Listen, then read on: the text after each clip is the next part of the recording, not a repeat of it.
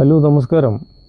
ഇന്ന് പറയാൻ ഉദ്ദേശിക്കുന്നത് കുപ്പിവാട്ട കച്ചവടവുമായി നടക്കുന്ന സ്ത്രീകളെക്കുറിച്ചാണ്. വ്യത്യസ്തമായ പല അനുഭവങ്ങളും അവരിൽ നിന്ന് ഉണ്ടായിട്ടുണ്ട്. കാരണം വളരെ സത്യസന്ധത പുലർത്തുന്നവരും അതുപോലെ തന്നെ മോഷണ സ്വഭാവമുള്ളവരും എല്ലാം ഈ കൂട്ടത്തിൽ പരിചയപ്പെട്ടിട്ടുണ്ട്. ഇതിലെനിക്ക് ഏറ്റവും ഹൃദയസ്പർശിയായി ഉള്ള ചില അനുഭവങ്ങൾ ഇവിടെ സാധാരണ വരാറുള്ള ഒരു യുവതി എന്ന് പറയാം. നല്ല കറുപ്പ് നിറം, രണ്ട് മൂക്കിലും വലിയ മൂക്കുത്തി. അവർ പഠിക്കൽ നിന്നേ വിളിച്ച് ചോദിക്കും, കുപ്പിവാട്ട ഉണ്ടോ എന്ന് ചോദിക്കും. വളരെ നല്ല ശബ്ദത്തിൽ അവർ വീണ്ടും ചോദിക്കും. ഒരിക്കലും ആളില്ലെങ്കിൽ വീടിൻ്റെ പുറകുവശത്തേക്കൊന്നും പോകില്ല. കാരണം അവിടെ നിന്ന് ആളുണ്ടെന്ന് ഉറപ്പ് വന്നാൽ മാത്രമേ പിന്നെ അങ്ങോട്ട് പ്രവേശിക്കാറുള്ളൂ, നമ്മൾ സ്ഥലത്തേക്ക് കൊണ്ടുപോയി കാണിക്കുമ്പോൾ. അങ്ങനെ ഇരിക്കെ പലപ്പോഴും അവർ വരാറുണ്ട്. ഞാൻ സാധാരണ ചെയ്യാറ്, കാരണം ഇവർ വീടെല്ലാം വിട്ട് അന്യദേശത്ത് പല വീടുകളിലും കയറി ഇറങ്ങി ജീവിക്കുന്നൊരു വിഭാഗം. കാരണം അവരെ രക്ഷിതാക്കളെല്ലാം എന്തുമാത്രം ആശങ്കപ്പെട്ടായിരിക്കും അവരെ പറഞ്ഞയക്കുന്നത്. അങ്ങനെയുള്ളൊരു വിഭാഗത്തെ ഞാൻ വില പേശാറില്ല. ഇവർ വില പറഞ്ഞാൽ, കുറേ വർഷങ്ങൾക്ക് മുൻപാണെങ്കിൽ ഞാൻ 20 രൂപ കൂടുതലുണ്ടെങ്കിൽ ഞാൻ വാങ്ങും. അതിൽ കുറവാണെങ്കിൽ അത് സൗജന്യമാക്കും. ഇപ്പോഴാണെങ്കിൽ 50 രൂപയിൽ കുറവാണെങ്കിൽ അത് സൗജന്യമാക്കും. കാരണം അവർക്ക് പിന്നെ അതിൽ എന്താണ് കിട്ടുക, അത് മാത്രമേ ഞാൻ ചിന്തിക്കാറുള്ളൂ.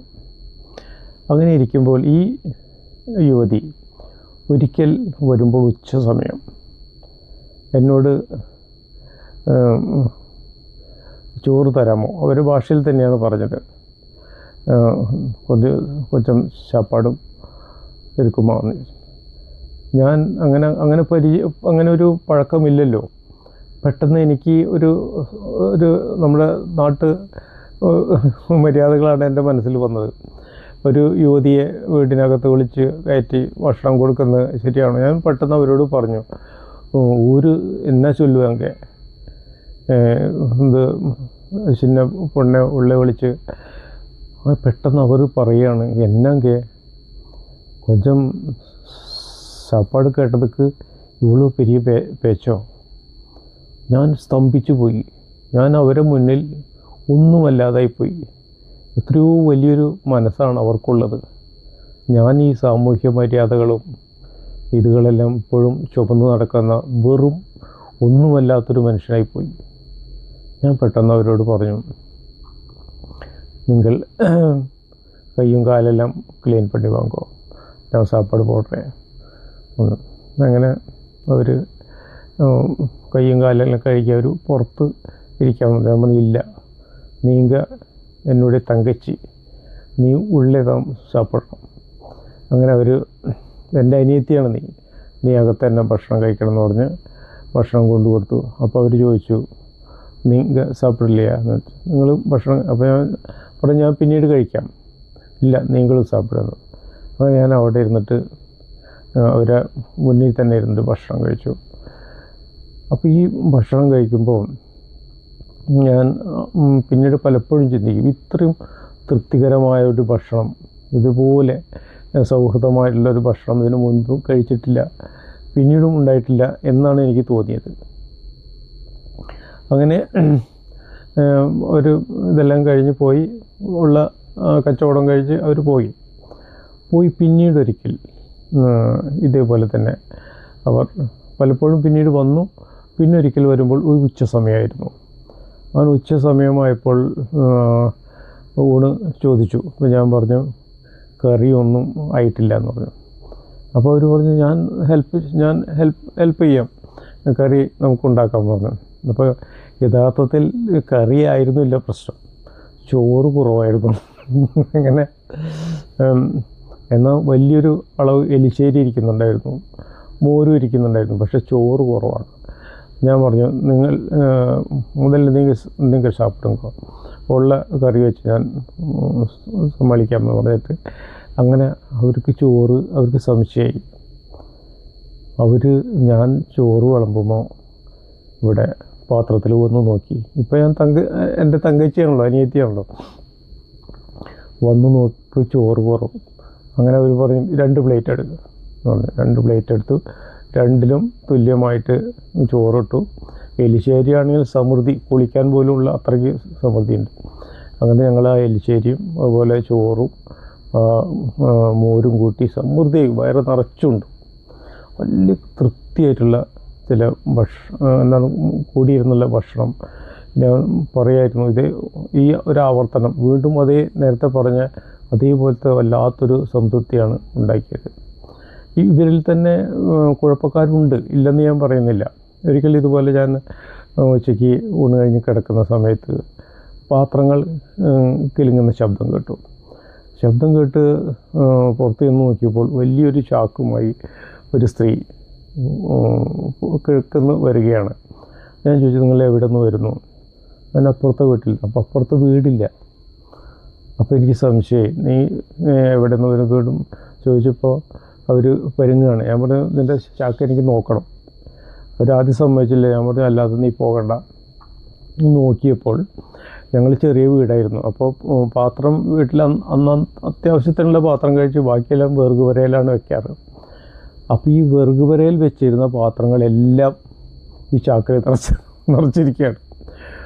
ഞാൻ നിറയെ ഒരു ശകാരിച്ചത് മാത്രമല്ല, എല്ലാം അവിടെ തന്നെ കൊണ്ടുവയ്ക്കാൻ പറഞ്ഞു. മാത്രമല്ല പറഞ്ഞു, ഇനി നീ എൻ്റെ പറമ്പിൽ വരരുത്, എന്നാൽ നീ മോഷ്ടാവാണ്, നീ തിരുടിയാണെന്ന് പറഞ്ഞു. അപ്പോൾ എന്നെ നീ കള്ളിന്ന് വിളിച്ചു അല്ലേ, ഇപ്പോൾ ചെയ്തത് പിന്നെന്താ, നീ ചെയ്ത കാര്യമല്ലേ ഞാൻ പറഞ്ഞു. അങ്ങനത്തെ ചില സംഭവങ്ങളുണ്ട്. അതുപോലെ തന്നെ പുഷ്പ എന്ന് പറഞ്ഞ സ്ത്രീ വരും. വളരെ മാന്യത ഉള്ള സ്ത്രീയാണ്. ശൈലിയാണെങ്കിൽ അവരെ നമ്പർ പോലും വാങ്ങി വെച്ചിരിക്കുകയാണ്. കൂടുതൽ സാധനങ്ങളായി കഴിഞ്ഞാൽ വിളിക്കും അവരെ. അങ്ങനെ പുഷ്പ ഇതുപോലെ വളരെ മാന്യതയുള്ള സ്ത്രീയാണ്. അവർ ഇപ്പോൾ അടുത്തിടെ ഒരിക്കൽ വന്നപ്പോൾ വീട്ടിൽ കുറച്ച് പണികളെല്ലാം കഴിച്ച് കുറച്ച് ഈ തകിടിൻ്റെ ഷീറ്റെല്ലാം ബാക്കിയുണ്ടായിരുന്നു. അത് പറമ്പിലും അതുപോലെ വിറകിൻ്റെ ഇടയിലൊക്കെ കിടക്കുകയായിരുന്നു. അതെല്ലാം അവർ പറക്കി കൂട്ടി കൊണ്ടുവന്നിട്ട് അവർ വില പറഞ്ഞപ്പോൾ നോക്കിയപ്പോൾ അവർ പറഞ്ഞു 1000 രൂപയ്ക്കുണ്ട് എന്നാണ്. ഞാനാകെ അതിശയിച്ചു പോയി, ഇത്രയധികം. അങ്ങനെ അവർ പറഞ്ഞു, എൻ്റെ കയ്യിൽ 500 രൂപയേ ഉള്ളൂ, 500 രൂപ ഞാനത് കൊണ്ടുപോകാൻ വരുമ്പോൾ തരാം. അങ്ങനെ ചാക്കിൽ നിറച്ച് വെച്ചു. അപ്പോൾ എപ്പോഴാണ് വരാമെന്ന് ചോദിച്ചു. വൈകിട്ട് വരാമെന്ന്. ഞാൻ പറഞ്ഞു, വൈകിട്ട് ഞാൻ ഉണ്ടാവില്ല, അപ്പോൾ നീ ആ പൈസ ഇന്നോടത്ത് വെച്ചാൽ മതി എന്ന് പറഞ്ഞു. അങ്ങനെ ഞാൻ രാത്രി രാത്രി വന്ന് നോക്കിയപ്പോൾ അവർ ചാക്കെല്ലാം എടുത്ത് പോയിട്ടുണ്ട്. പൈസ വെക്കാൻ പറഞ്ഞ സ്ഥലത്ത് പൈസ വെച്ച് അത് പറന്നു പോകാതിരിക്കാൻ അതിൻ്റെ മേലൊരു കല്ലിൻ്റെ കഷ്ണം കൂടി കയറ്റി വെച്ചിട്ട്. നമ്മൾ ഇവരെ കാണണം, അവരുടെ മനസ്സിനെ നമുക്ക് കാണുന്നില്ല. ഇതിലോ ഇപ്പോൾ പുഷ്പയുടെ കാര്യം പറയുകയാണെങ്കിൽ ഭർത്താവ് മദ്യപാനിയായിരുന്നു, ഇപ്പോൾ കുടിച്ച് മരിച്ചു. മകൻ ഡിപ്ലോമ എല്ലാം കഴിഞ്ഞ് ജോലിക്കായ സമയത്ത്, കല്യാണമൊക്കെ കഴിഞ്ഞ സമയത്ത് അവൻ ആക്സിഡൻ്റ്. അങ്ങനെ ഇവർക്കെല്ലാം ജീവിതത്തിൻ്റെ പ്രാരാബ്ദങ്ങൾ, അങ്ങനെ ഒരുപാട് ദുരിതങ്ങളുള്ള വിഭാഗങ്ങളാണ് അധികവും. പിന്നെ നേരത്തെ പറഞ്ഞ തങ്കച്ചി കുറേ വർഷങ്ങൾ പിന്നെ വന്നില്ല. ഇപ്പം അടുത്തിടെ വീണ്ടും ഞാൻ പഠിക്കലിൽ നിന്ന് ശബ്ദം കേട്ടു, കുപ്പിപ്പാട്ടം ഉണ്ടോ. നമ്മുടെ ഇത് തങ്കച്ചിയുടെ ശബ്ദമാണല്ലോ, എത്രയോ വർഷമായി കേട്ടിട്ട്. അങ്ങനെ ചെന്നപ്പോൾ തങ്കച്ചി അല്ല. അപ്പോൾ ഞാൻ പറഞ്ഞു, ഇന്നലെ പുഷ്പ വന്നിട്ട് എല്ലാം കൊണ്ടുപോയി, ഒന്നുമില്ല എന്ന് പറഞ്ഞു. അപ്പോൾ അവർ ഗേറ്റിൽ നിന്ന് വീടിൻ്റെ അടുത്ത് വന്നിട്ട് പറഞ്ഞു, എന്നെ മനസ്സിലായോ എന്ന് ചോദിച്ചു. അപ്പോൾ സൂക്ഷിച്ച് നോക്കിയപ്പോൾ ഇത് ഒരു വിളർത്ത് തടിച്ചു വല്ലാത്തൊരു രൂപമായിരിക്കുന്നു. നോക്കിയപ്പോൾ പഴയ മൂക്കുത്തി അതേപോലെ തന്നെ ഉണ്ട്. അങ്ങനെ ഞാൻ തങ്കച്ചിയല്ലേ എന്ന് പറഞ്ഞു. അപ്പോൾ അതേന്ന് പറഞ്ഞു. എന്ത് പറ്റിയെന്ന് ചോദിച്ചു. ഇത്ര കാലം കണ്ടില്ല, നീയാണെങ്കിൽ ആകെ സുഖമില്ലാത്ത പോലെ മെല്ലെ നടക്കുന്നു, എന്ത് പറ്റിയെന്ന് ചോദിച്ചു. അപ്പോൾ അവർ പറഞ്ഞു, ഞാൻ വലിയ 2 ഓപ്പറേഷൻ വേണ്ടി വന്നു, കുറേ കാലം ജോലിക്ക് പോകാൻ പറ്റിയില്ല. അങ്ങനെ ഇപ്പോൾ ചെറിയൊരു ഉന്മേഷം തോന്നിയപ്പോൾ ഞാൻ വന്നതാണെന്ന് പറഞ്ഞു. ഞാൻ പറഞ്ഞു, അവിടെ നിൽക്കുമോ, ഞാനിപ്പോൾ വരാമെന്ന് പറഞ്ഞ് അകത്ത് പോയിട്ട് കുറച്ച് പൈസ എടുത്തു കൊണ്ടുവന്നു. പൈസ എടുത്തു കൊണ്ടുവന്ന് അവർക്ക് ഇത് വെച്ചോളൂ എന്നു. അതില്ല, അത് വാങ്ങാൻ പാടില്ല, അത് പാടില്ല, വേണ്ടാന്ന്. അങ്ങനെ അവർ തിരിച്ച് നടക്കുകയാണ്. തിരിച്ച് നടക്കണ നേരത്തെ എനിക്ക് വല്ലാത്ത വിഷമം തോന്നി. ഇനി അവർ വരില്ല, കാരണം അത്രയും ആരോഗ്യം മോശമായിട്ടാണ്, വെച്ച് നടക്കുകയാണ്. അങ്ങനെ ഞാൻ പെട്ടെന്ന് ചോദിച്ചു, നീങ്ക എന്നോട് തങ്കച്ചി അല്ലയാ എന്ന് ചോദിച്ചു. പെട്ടെന്ന് അവർ നിന്ന് തിരിച്ചു വന്ന് കൈ നീട്ടി. ഞാൻ പൈസ കൊടുത്ത ഉടനെ അത് വാങ്ങിയിട്ട് തിരിച്ചു പോകുമ്പോൾ ഞാൻ നോക്കിയപ്പോൾ അവർ കണ്ണ് തുടയ്ക്കുന്നുണ്ടായിരുന്നു. വല്ലാത്ത, ഇനിയിപ്പോൾ തങ്കച്ചി വരുമോ വരില്ലേ എന്നൊന്നും അറിയില്ല. ഞാൻ ജെന്നിയോട് പറയാറുണ്ട്, മോളോട് പറയും, എനിക്കൊരു തങ്കച്ചി ഉണ്ട്, ഞാൻ വരുമ്പോൾ കാണിച്ചു തരാം. അങ്ങനെ പണ്ട് കേട്ടോ, വർഷങ്ങൾക്ക് മുൻപ് അങ്ങനെ ഒരു ദിവസം വന്നപ്പോൾ കാണിച്ചു. ഇപ്പോൾ ജെന്നി പറഞ്ഞു, നല്ല സുന്ദരിയാണല്ലോ തങ്കച്ചി, നല്ല വലിയ മൂക്കുത്തിയും അതുപോലെ നല്ല കറുപ്പ് നിറാണെങ്കിലും നല്ല ഐശ്വര്യമുള്ള രൂപമുള്ള തങ്കച്ചി. അങ്ങനെ ഇവർക്കെല്ലാം ജീവിതമുണ്ട്, കഷ്ടതകളുണ്ട്. നാടും വീടും വിട്ടു വരുന്ന മനുഷ്യർ, തിരുട്ട് സ്വഭാവമുള്ളവരില്ല എന്നല്ല പറയുന്നത്, പക്ഷേ അവിടെ മനസ്സ് കാണേണ്ടതുണ്ട്. അവരായിട്ട് സംസാരിക്കുമ്പോഴാണ് അതറിയുക. ഈ കഥ എൻ്റെ തങ്കച്ചി ഇനി വരുമോ ഇല്ലേ എന്ന് എനിക്കറിയില്ല.